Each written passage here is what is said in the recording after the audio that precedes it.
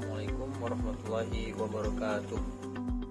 Perkenalkan, nama saya Vicky Anda Zaimar dari Fakultas Kelautan dan Perikanan, jurusan Pemanfaatan Sumber Daya Perikanan dengan NIM 1911 1030 1004 3.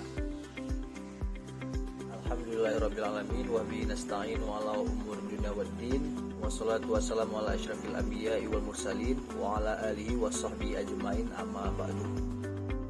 Syukur kita panjatkan atas kehadiran Allah Subhanahu wa taala yang mana Allah telah memberikan kita rahmat, hidayah, kesehatan sehingga kita dapat melaksanakan kegiatan sehari-hari kita dengan penuh rasa nikmat dan lancar insyaallah.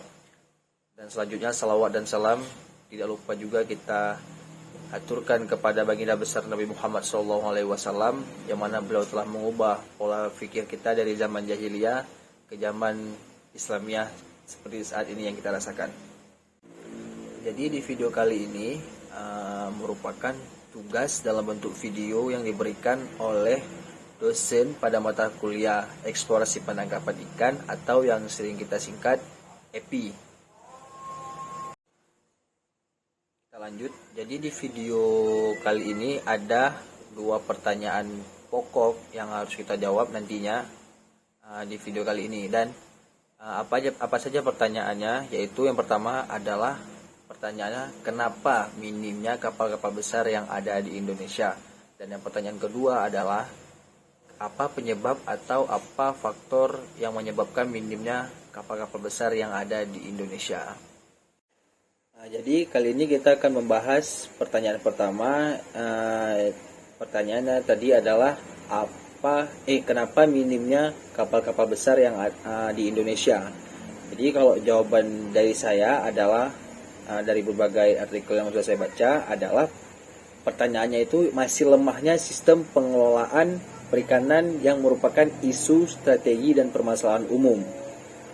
Jadi yang mana itu merupakan pokok dalam mewujudkan sektor perikanan berkelanjutan yang ada di Indonesia.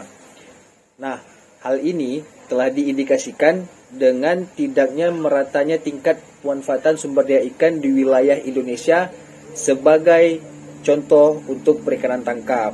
Banyak perairan laut di kawasan barat dan di kawasan tengah Indonesia sudah menunjukkan gejala pada tangkap atau yang sering kita sebut yaitu overfishing, seperti di Selat Malaka, perairan timur, Timur Sumatera, Laut Jawa, dan Laut Bali. Nah, jadi kenapa kenapa minimnya masuk kapal besar Indonesia itu ialah karena mungkin dari industri kapal-kapal perikanan maupun kapal-kapal feri, kapal-kapal penumpang dan kapal lain sebagainya yang berwujud besar ataupun yang memiliki ukuran sedang sampai besar itu tidak mempercayai sistematis yang ada di pelabuhan di Indonesia, mau itu industri dalam negeri ataupun industri yang ada di luar negeri, karena mereka pun sudah melihat artikel ataupun isu-isu kurangnya atau lemahnya sistem strategis dan sistem cara menanggapi permasalahan umum yang ada di pelabuhan perikanan Indonesia. Namun jika kita berbicara tentang kapal perikanan ataupun kapal besar di Indonesia, dahulunya atau sampai sekarang mungkin ada kapal terbesar yaitu kapal Mutiara Sentosa 3 sebagai kapal terbesar di seluruh Indonesia. Kapal yang sudah beroperasi beberapa tahun terakhir ini berlayar melewati rute Tanjung Priuk menuju Pelabuhan Panjang, dan menurut informasi lagi Mutiara Sentosa 3 dapat menampung 925 penumpang dan 200 kendaraan besar sampai kendaraan yang kecil. Nah, sekarang kita lanjut ke pertanyaan kedua, yaitu apa faktor atau penyebab minimnya kapal-kapal besar yang ada di Indonesia atau kurangnya kapal-kapal besar yang ada di negeri kita ini, Indonesia.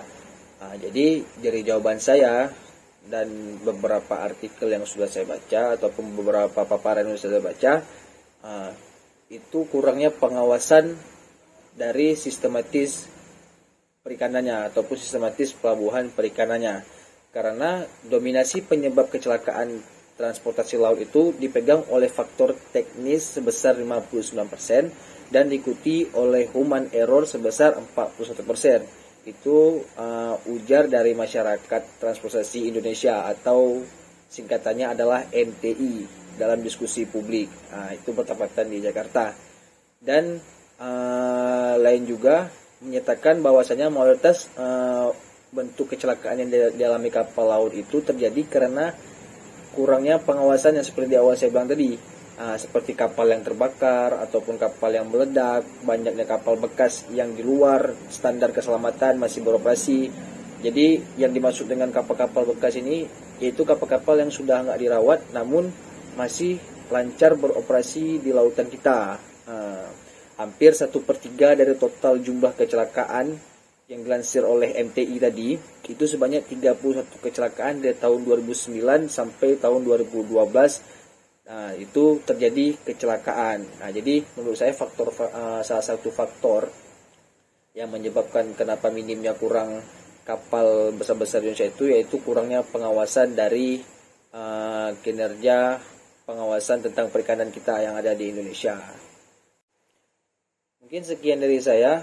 Jika ada salah kata ataupun jawaban yang mungkin teman-teman ataupun yang bagi yang nonton nanti kurang memuaskan, mohon dikoreksinya, mohon bantuannya, karena kita di sini masih sama-sama belajar dan saya pun juga masih belajar. Sekian dari saya, wabillahi taufiq wal hidayah, lebih dan kurang saya mohon maaf. Assalamualaikum warahmatullahi wabarakatuh.